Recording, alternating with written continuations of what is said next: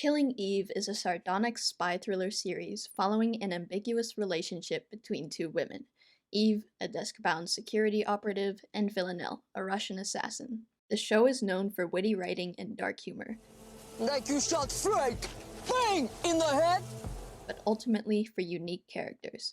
Through technical details, the pilot effectively develops disparate worlds for its protagonists. When we first meet Eve, it seems the most interesting thing in her life is that I fell asleep on both my arms. She has a healthy marriage, good friends, and a desk job as an assistant at MI5. The production design of Eve's perspective reflects every familiar, toned-down aspect of her life. Her home is muted and casually ordered. At work in the office, grays and blues fill the screen, bringing the cold staleness of a boring workplace. Her costuming is similarly familiar and monotonous, allowing her quippy personality to stand out. Hi. I was counting on you not having a life. The messy layers act as a restraint and reinforce her indifference to her impression. As we're introduced to Villanelle, it's hard to tell who she is. Everything is unfamiliar. In the first scene, she's in an ice cream parlor, benevolently smiling at a little girl, only to then flick her ice cream as she walks out. When we next see Villanelle, she has a different hair color and costume as she struts through Paris. Her setting is always sunlit and airy, embodying her youthful freedom and clashing with Eve's dull routine. Then Villanelle's flat is revealed, full of trinkets and objects seemingly collected over time, and clashing symbols of femininity and lethality. It has decaying wallpaper and large windows, feeling spacious, open, and representative of Villanelle's individuality. Wow. Beautiful. Eve's and Villanelle's worlds also differ in saturation and lighting. Eve is often portrayed in low-key lighting that is warm when with her husband but cold when at work. At certain points, highlights are blown out, enveloping color with bright white and stark contrast. Villanelle's world also has bright white highlights, but additional lighting reduces the contrast, and vibrancy heightens the midtone colors. It embellishes her confidence by showing each shot vividly. Although the show does not use cinematography to consistently distinguish Eve's and Villanelle's storylines, it does use it to emphasize aspects of their episode climax scenes. Eve's episode story arc is sparked by her fixation with an assassination, which, unbeknownst to her, was Villanelle's work. Near the end of the episode, Eve is on her way to interview a witness in a hospital. Villanelle, however, had been tasked with killing this witness. They won't catch me. They might. They won't. No, listen, they might. They won't. And had snuck into the hospital as a nurse. Eve's climax scene begins as she walks from the bathroom to the hospital bed, shown with two tracking shots cut together, bringing us close as we move along with her. Then the long shot starts as we see the first dead body. Everything slows down and it becomes a wide shot as turning the corner reveals the full scene. Eve's emotions match the scope of destruction, and the wide shot severs the connection with her. Please, stay with me. No, somebody help me! Oh, my God, somebody help me! Stay with Earlier in the episode, Villanelle was assigned a job in Tuscany, and her climax scene starts when she sneaks into her target's anniversary party and lures him away from the crowd using his grandson. Vuoi fargli uno scherzo? Sì. A quick, wide double shot establishes the isolated setting and ominous connection between the subjects.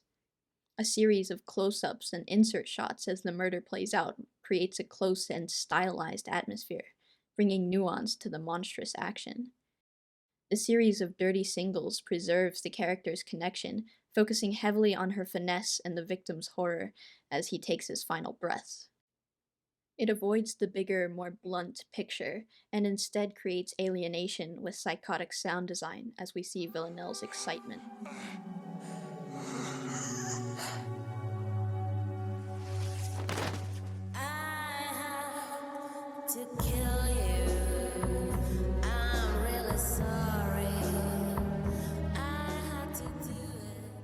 Music is a huge part of the show, differentiating Eve and Villanelle's worlds with an ambient soundtrack by Unloved that imposes a dark tone. Eve's scenes lack non-diegetic music, making them seem more ponderous or clear during dialogue. But almost every scene with Villanelle has music, as she isn't conversing often. It fills the silence during montage editing and augments her portrayal. The lyrics also relate the show's emotions. In the last scene of the episode, we see Villanelle after the hospital where she encountered Eve and killed the witness. The lyrics reference themes of obsession and her upcoming ambivalent relations with Eve, perfectly setting up the rest of the series. Something tells me I'd be better off dead. Are you the devil or an angel? Something about you that I want to know.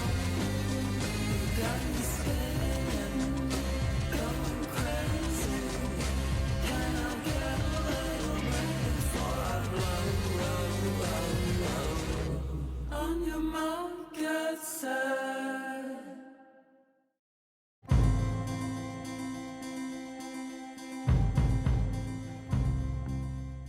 Oftentimes, strong female characters are created by portraying male characters with female actors. Instead of adapting roles to represent female individuality, they show power through masculinity. Gender swapping is a lazy social appeal in filmmaking and is often criticized because it upholds stereotypes in an attempt to force equivalence rather than equity. The cat and mouse spy thriller genre has primarily been male-oriented, but Killing Eve mirrors the pursuit aspect by forming a cat and cat duality between Eve and Villanelle, while avoiding predefined characters or gender swapping. Unlike the slick and skilled detective, Eve is messy, passionate, and compulsive. She isn't procedural, and therefore draws us in for her interior and humanity, not flashy gun skills or charm. Then, of course, the famous femme fatale trope, a dangerous, dark, mysterious, and seductive woman, a character changing the trend that women were not seen as lethal or dangerous. But the femme fatale is also problematic, as her femininity is usually portrayed through her body, stressing that a woman's power and danger lies in her sexuality. This strengthens over-sexualization in film and media, because these characters satisfy the male gaze, which places the female in the context of male character and audience desire, and emphasizes self-objectification. For example, classic femme fatales in their insisted freedom and independence are implied to dress for themselves, but in reality, the femme fatale trope is misconstruing objectification as feminine. Killing Eve presents a refreshing version of the female Russian assassin. Villanelle is not a classic femme fatale. Thank you. Rather than dark and mysterious, she has a childlike transparency and bizarre sense of humor.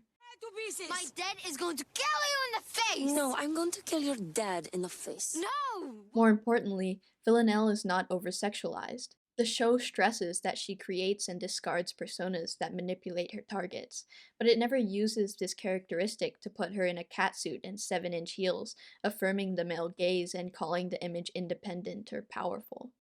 In this scene, as she lures her target close, she's exploiting his assumption, not her sexuality. Sei bellissima. Dovresti imparare a chiedere prima di attaccare una persona. Villanelle also defies the stereotype that a female character's bloodlust or psychosis arises from a traumatic experience. Oftentimes, these characters get their power and mania from the need to regain stripped-away agency, binding each to a revenge tale. Villanelle's backstory is never explored, and it's this innate sense of freedom and lack of obligation that makes her so entertaining. So she'd slit her own throat It happens. and killed 4 other people? Slip of the hand? It's hard to know her priorities, which leaves room for nuanced characterization, like this subplot establishing her desire for excess. Non sceglie magnifico questo. Che lo ha fatto? Liliana Rizzari. Killing Eve builds deeply complex characters by using femininity defined by humanness, not sexual objectification. By leaning away from the stereotypes, the show can develop personal qualities down to the absolute detail.